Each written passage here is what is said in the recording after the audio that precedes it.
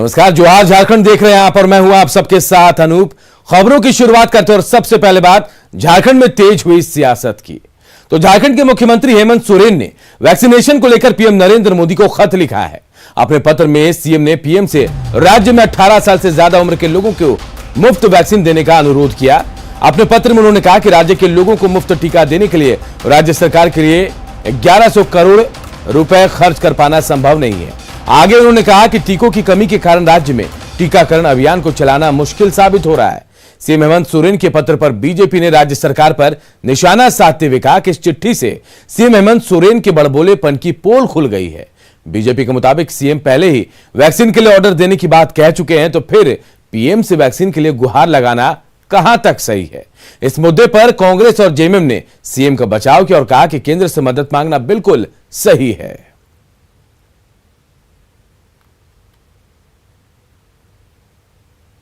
और जब global tender करने की जो मुख्यमंत्री बात करता हो, जो सरकार बार बार ये कहती हो और बार बार ये कह रहे थे कि भाई हम 18 से जो ऊपर के लोग हैं हम फ्री ऑफ कॉस्ट वैक्सीन देंगे, फिर अचानक ये पत्र लिखना ये समझ से बिल्कुल परे है। इसलिए इसमें भी तो हमें लगता है कि शायद एक राज्य के जो मुख्यमंत्री इसी प्रकार से बड़बोलापन था और फिर उन लोगों ने ग्लोबल टेंडर की और बाहर के कंपनी ने कहा कि हम ऐसे नहीं दे सकते हैं। तो हमें लगता है कि इस कारण से ये लोग जैसा सोच रहे थे कि बाहर से हम यूं ही ऐसी खरीद बिक्री करेंगे जो धंधा चलता है, शायद उसमें जब इनको लगा कि कहीं कोई गुंजाइश नहीं है तब ये लोगों ने नया रास्ता चुना है और इस प्रकार के लोग पत्र लिख रहे हैं। यह देश संघीय ढांचे पर टिका है और फेडरल स्ट्रक्चर की सुप्रीम बॉडी आदरणीय प्रधानमंत्री हैं। राज्य के मुख्यमंत्री अगर अपनी पीड़ा को फेडरल स्ट्रक्चर के सुप्रीम बॉडी से अगर आग्रह करते हैं तो ये जायज है। देखिए, प्रधानमंत्री जी से आदरणीय मुख्यमंत्री जी ने गुहार लगाई है और ये समझ के गुहार लगाई है कि 35,000 करोड़ रुपया प्रधानमंत्री जी ने बजट में प्रावधान किया था वैक्सीनेशन के लिए। तो जब आपने बजट में प्रावधान किया था तो वो राज्यों को मिलना चाहिए। अब हम 1100 करोड़ रुपया या 1200 करोड़ रुपया कहां से लेकर के आएंगे। तो वैक्सीन पर सियासत तेज है, लेकिन लोहरदगा से जो तस्वीर सामने आ रही है उसे देखकर आप हैरान रह जाएंगे। यहां लोगों ने कोरोना की वैक्सीन लेने से इनकार कर दिया। एक तरफ जहां वैक्सीन को लेकर देश भर में सियासत हो रही है, वैक्सीन के लिए लोग गुहार लगा रहे हैं, तो वहीं लोहरदगा में जागरूकता की कमी के चलते लोग वैक्सीन नहीं ले रहे हैं। स्थिति ऐसी है कि मेडिकल टीम लोगों को वैक्सीन देने के लिए लगातार इंतजार कर रही है और लोग टीका लेने आ ही नहीं रहे।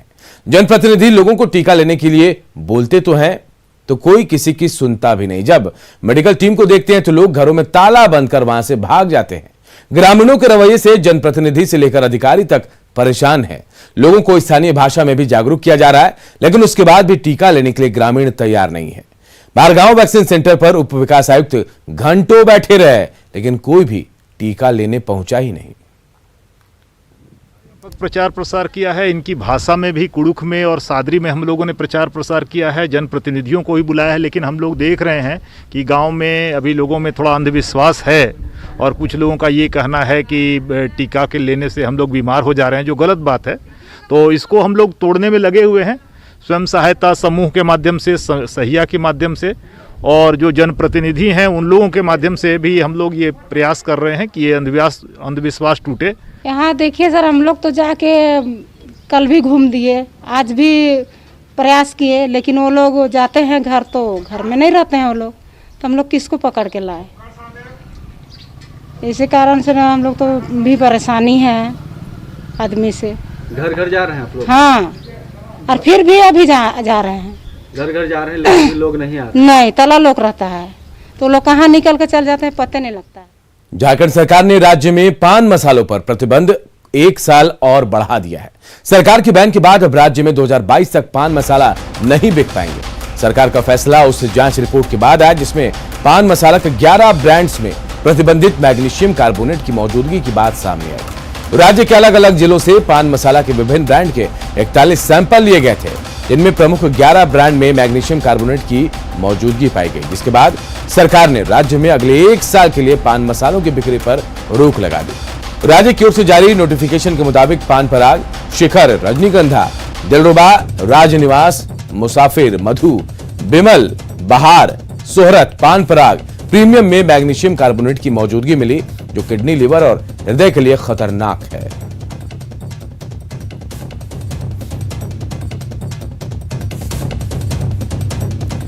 और आइए जानते हैं कि आखिर क्यों खतरनाक है पान मसाला। तो देखिए, पान मसाला में मैग्नीशियम कार्बोनेट पाया जाता है। पान मसाला खाने से एक्यूट हाइपर मैग्नीशिया होता है। खून में मैग्नीशियम की मात्रा बढ़ जाती है। हाइपर मैग्नीशिया से किडनी फेल हो सकती है। हाइपर मैग्नीशिया से लीवर के रोग हो सकते हैं। और इसे देखते हुए देखिए, 1 साल के लिए बैन बढ़ा दिया गया है।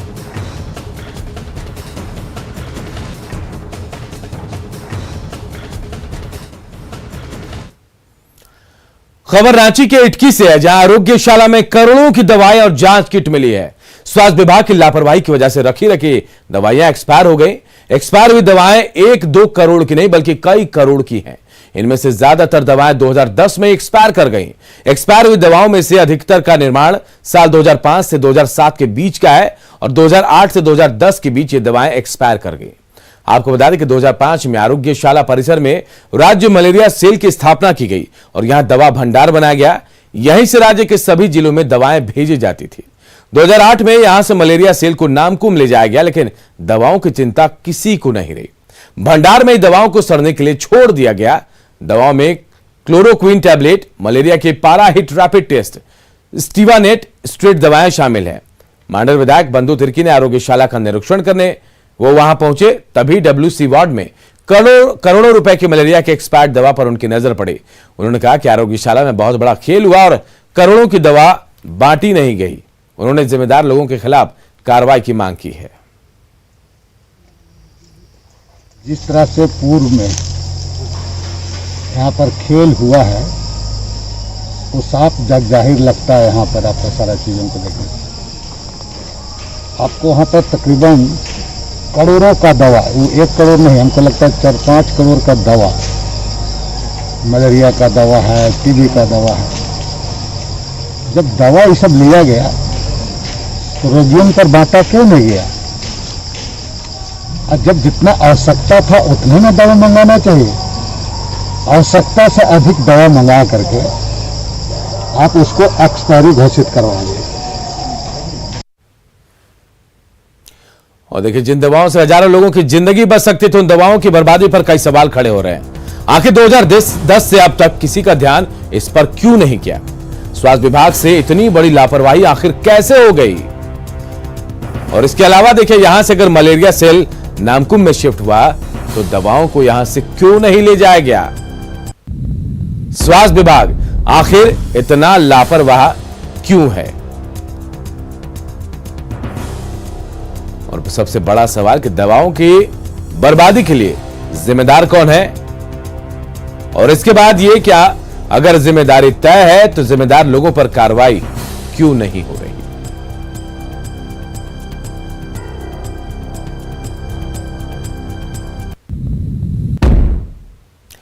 इटकी आरोग्यशाला में करोड़ों रुपए की दवा की बर्बादी को लेकर सूबे की सियासत भी गर्म है। बीजेपी ने जहां तत्कालीन मधु कोड़ा से लेकर शिबू सोरेन सरकार के कार्यकाल पर सवाल उठाए और मामले की जांच की मांग की, तो कांग्रेस ने भी दोषी पदाधिकारियों पर कार्रवाई की मांग की है। लेकिन बाद के कालखंड में जब मधु कोड़ा मुख्यमंत्री बने, अर्जुन मुंडा को हटाकर, और फिर शिबू सोरेन, फिर राज्य में राष्ट्रपति शासन लगा, तो ये जो कालखंड है राज्य की जनता भली भांति जानती है कि मधु कोड़ा से लेकर शिबू सोरेन तक के शासनकाल में किस तरह से सारी व्यवस्थाएं चरमराई हुई थी, और उसी का नतीजा है कि सारी दवाएं गोदाम में रखे रखे ही खराब हो गई। इटकी के यक्षमा आरोग्यशाला में दवाइयों की बर्बादी का मामला बेहद गंभीर है और चिंतनीय है। झारखंड जैसे राज्य जहां जनता के टैक्स के पैसे का दुरुपयोग इस प्रकार से अगर अधिकारियों के लापरवाही के कारण हो तो उन पर कार्रवाई तो निश्चित की जानी चाहिए। और मैं मांग भी करता हूं सरकार से कि ऐसे लापरवाह अधिकारियों के ऊपर कार्रवाई हो, जिससे कि जनता के टैक्स के पैसे का दुरुपयोग को रोका जा सके। धनबाद के बागमारा में अवैध कोयला का कारोबार जारी है। पुलिस ने छापेमारी कर राम कनाली ओपी के भूटू बाबू बंगले के पास से 100 बोरा अवैध कोयला बरामद किया। छापेमारी के दौरान कोयला का अवैध कारोबार करने वाले वहां से फरार हो गए। पुलिस ने बरामद कोयले को जब्त कर लिया। थाने लेकर आई है पुलिस। अवैध कोयला के धंधेबाज कोयला डिपो भेजने के से फिराक में थे, लेकिन इससे पहले ही पुलिस को सूचना मिली और छापेमारी कर इसे जब्त कर लिया गया। पूरा सर्च किए तो देखे कि कोयला लोड है और कोयला रखा हुआ है, करीब 1 टन कोयला, जिसको ट्रैक्टर पर लोड करके ले जाया जा रहा है। अब अज्ञात पर अनुसंधान रहेगा जारी। सिमडेगा में एक बार फिर जंगली हाथियों का आतंक देखने को मिला। यहां ठिठई टांगर थाना क्षेत्र के डीपा टोली जंगल में जंगली हाथियों ने एक बुजुर्ग को कुचलकर मार डाला। बताया जा रहा है कि शख्स। और इधर एक बड़ी खबर इस वक्त चतरा से आ रही है, जहां अमरावडी पुलिस पिकेट के पास चेन्नई राधा कंपनी के 12 नंबर कांटा पर अपराधियों ने अंधाधुंध फायरिंग की है। फायरिंग की घटना में कंप्यूटर ऑपरेटर और लोडर ऑपरेटर घायल हो गया है। घायलों को बालूमाथ पीएचसी में भर्ती कराया गया है। फायरिंग के दौरान जब लोगों ने अपराधियों का पीछा किया तो फायरिंग करते हुए अपराधी वहां से फरार हो गए। कुछ दूर जाने के बाद बाइक छोड़कर अपराधी वहां से भाग निकले। मालिक ने बालूमाथ पुलिस से शिकायत की। फिलहाल पुलिस पूरे मामले की छानबीन कर रही है।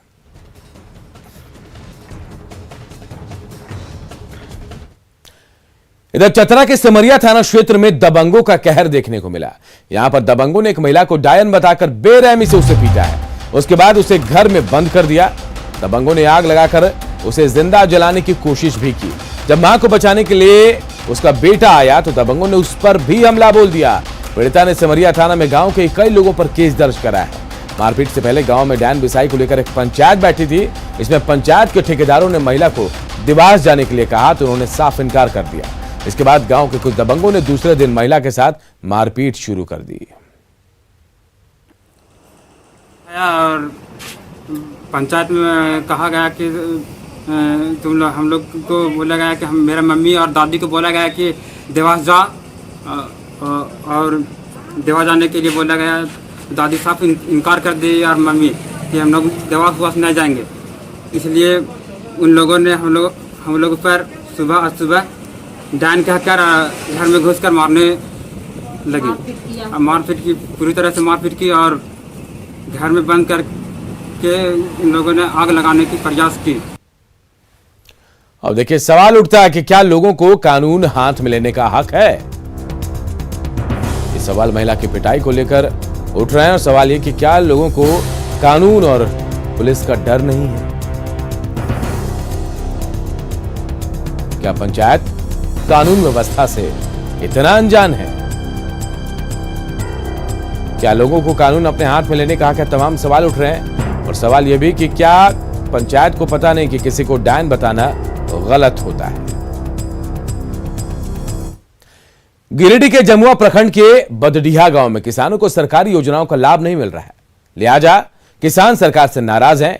किसानों की शिकायत है कि वो धान, गेहूं, आलू, प्याज और सब्जियां उगाते हैं और उससे गुजारा भी करते हैं, लेकिन उन्हें ना तो बीज मिलता और ना ही खाद।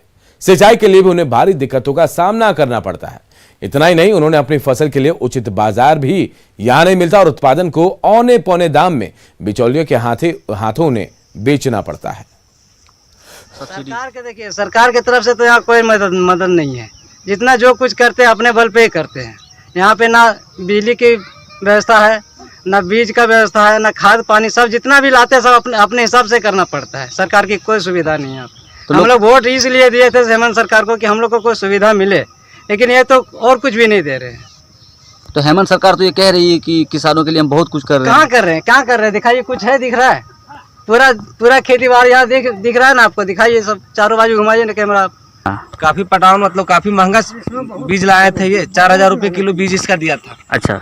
और ये बीज लगाए थे। शुरू में तो कुछ भिंडी ठीक ही बिका 20-30 रुपए किलो, लेकिन अभी का स्थिति ये हो गया है इसका 10 रुपए में 3-4 किलो देना पड़ता है।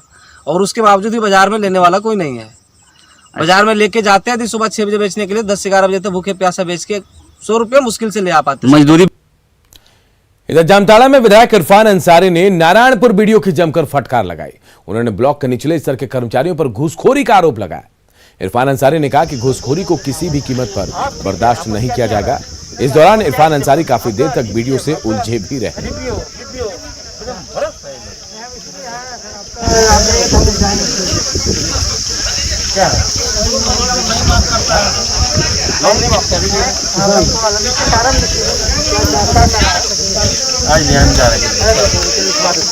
साहब देखिए, वीडियो साहब पब्लिक है तभी हमें वीडियो, मेरे पब्लिक को दिक्कत नहीं आने दीजिए, मैं बार बार बोल रहा हूँ। हाँ, आप सुनिए, आपका पंचायत सेवा पैसा लेता है 15%। जिस दिन हमारे सामने आकर नाप देकर बढ़ा सकता हूँ, मजाक बना लिया, गरीब पैसा देगा, जान बचा रहा है, लोग अपना मेहनत कर रहा है, तो पैसा मांगता है, घूस मांगता है, नरेगा में घुस होता है क्या? 15% लेगा, बीपीएम। बोकारो के चास में कोरोना संक्रमण के दौरान 2 हॉस्पिटल पर रेमडेसिविर इंजेक्शन की कालाबाजारी करने का मामला सामने आया है। इसे लेकर ही देवांश मल्टी स्पेशलिटी हॉस्पिटल और सिटी केयर हॉस्पिटल की एंड हार्ट सेंटर पर कार्रवाई करने का निर्देश दिया गया है। दोनों हॉस्पिटल पर आरोप है कि कोरोना संकट में रेमडेसिविर इंजेक्शन की कालाबाजारी इन्होंने की। जब ड्रग इंस्पेक्टर ने जांच की तो शिकायत सही पाई गई। इसकी रिपोर्ट मुख्यालय को दे दी गई है। अब मुख्यालय ने बोकारो उपायुक्त को कार्रवाई कर रिपोर्ट मांगी है। डीसी साहब के थ्रू मुझे मिला और मैंने ड्रग इंस्पेक्टर को ये फॉरवर्ड कर दिया हूं कि आप कार्रवाई कर सूचित करें, क्योंकि ये ड्रग का मामला है तो ड्रग एंड कॉस्मेटिक एक्ट्स में सारा पावर है ड्रग इंस्पेक्टर को ही, तो इसीलिए उनको ये दे दिया गया है कि जल्द से जल्द कार्रवाई कर विभाग को सूचित करें। गुमला के चैनपुर थाना क्षेत्र के मरवा जंगल में सुरक्षा कर्मियों ने मुठभेड़ में एक नक्सली को मार गिराया। एसपी को जंगल में सब जोनल कमांडर बुद्धेश्वर उरांव के दस्ते के होने की खबर मिली थी और इसी सूचना पर पुलिस और कोबरा के जवान जब जंगल में घुसे तो नक्सलियों ने उन पर फायरिंग शुरू कर दी। जवाबी कार्रवाई में एक नक्सली जो है ढेर हो गया, वहीं 4 से 5 नक्सलियों के घायल होने की सूचना है। आधार पर जब हमारी कोबरा और पुलिस की वहाँ पर पहले से छिपे बैठे थे और कैंप कर रहे थे इनफैक्ट, तो वहाँ उनके द्वारा कोबरा पार्टी को लक्षित करके फायर किया गया। कुछ आईडी ब्लास्ट भी किए गए, कई धमाके किए गए, लेकिन अपनी जान की परवाह न करते हुए कोबरा के जवानों ने त्वरित कार्रवाई की और फायर एंड मूव का जवाब करते हुए फायर का जवाब फायर से दिया और थोड़ी देर बाद जब फायर समाप्त हुआ तो उस इलाके में सर्च करने के उपरांत एक डेड बॉडी प्राप्त हुई। इसके साथ में एक बोल्ट एक्शन राइफल और अन्य साजो सामान बरामद हुआ। रुक के फायरिंग हो रही क्योंकि दस्ता का यहाँ से डिस्प्लेस हुआ है, तो उसका मूवमेंट यहाँ वहाँ भाग रहे हैं। तो हमारी पार्टियाँ चारों तरफ घेराबंदी कर रही हैं, तो जहाँ से भी इनके भागने का वो मिलता है जगह, तो वहाँ पे हमारी कट ऑफ को देख के भागते, जिसपे आप उन्हें सामने मुठभेड़। राजस्थान के झुंझुनू में झारखंड की बेटी के सौदे का खुलासा हुआ है। पुलिस के पास पीड़ित जब पहुंची तो उसने बताया कि वो लातेहार जिले की रहने वाली है और उसे 2.5 लाख रुपए में शादी के लिए खरीदा गया था। पीड़ित गर्भवती भी है। शादी के बाद जब उसे घर वाले प्रताड़ित करने लगे तो वो घर से भाग गई। अब वो पुलिस से इंसाफ की गुहार लगा रही है। फिलहाल उसके परिजनों की तलाश की जा रही है और उसे स्वाधार गृह में रखा गया है। पीड़ित की शादी चूरू कोट में चिमनपुर गांव के महावीर शर्मा से हुई थी।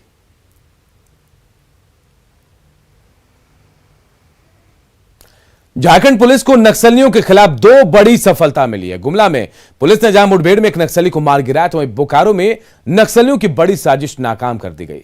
पुलिया के नीचे रखे केन बम को यहां डिफ्यूज कर दिया गया। झारखंड में लाल आतंक का होगा खात्मा। गुमला में मुठभेड़ में एक नक्सली ढेर। बोकारो में नक्सलियों की साजिश नाकाम। झारखंड में नक्सलियों के खिलाफ पुलिस को बड़ी सफलता मिली है। गुमला के कुरुमगढ़ के मरवा जंगल में मुठभेड़ में पुलिस ने एक नक्सली को मार गिराया है। एसपी को मिली गुप्त सूचना पर नक्सलियों की तलाश में पुलिस जंगल में घुसी थी। तभी नक्सलियों ने फायरिंग शुरू कर दी। जवाबी कार्रवाई में एक नक्सली ढेर हो गया। वहीं बोकारो में सुरक्षा बलों ने नक्सलियों की एक बड़ी साजिश को नाकाम कर दिया है।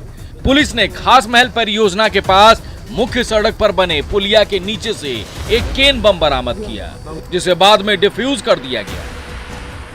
उसके बाद सारे प्रोटोकॉल को फॉलो करते हुए जिला पुलिस और जो सीआरपीएफ 26 बटालियन की टीम है, जो उनकी एक्सपर्ट टीम है इसको लेके, वो दोनों वहाँ पे पहुंची थी और वहाँ से उसको हटा के जो आगे की कार्रवाई है वो की जा रही है। फिलहाल दोनों जगहों पर पुलिस का सर्च ऑपरेशन जारी है, लेकिन एक दिन में नक्सलियों के खिलाफ मिली 2 बड़ी सफलता से पुलिस का मनोबल बढ़ा है।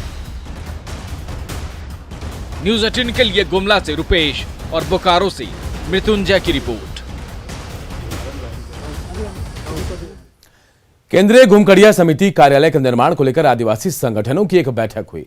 इस बैठक में 4 जून को नए भवन के निर्माण के लिए भूमि पूजन को लेकर सहमति बनी है। बैठक में सभी आदिवासी संगठन घुमकड़िया भवन के निर्माण को लेकर अपनी सहमति जताते हुए राज्य सरकार से जल्द इसके निर्माण की मांग की है। आदिवासी संगठनों ने राज्य सरकार से इसके निर्माण राशि को 2 करोड़ से बढ़ाकर 200 करोड़ रुपए करने की मांग की, ताकि नए भवन में आदिवासी समाज की तमाम जरूरतों और सुविधाओं को पूरा किया जा सके। इसके अलावा आदिवासी संगठनों ने करमटोली चौक स्थित घुमकड़िया के लिए चिन्हित जमीन को कला संस्कृति विभाग से बंदोबस्त कराकर स्थानीय समिति को देने की मांग की है।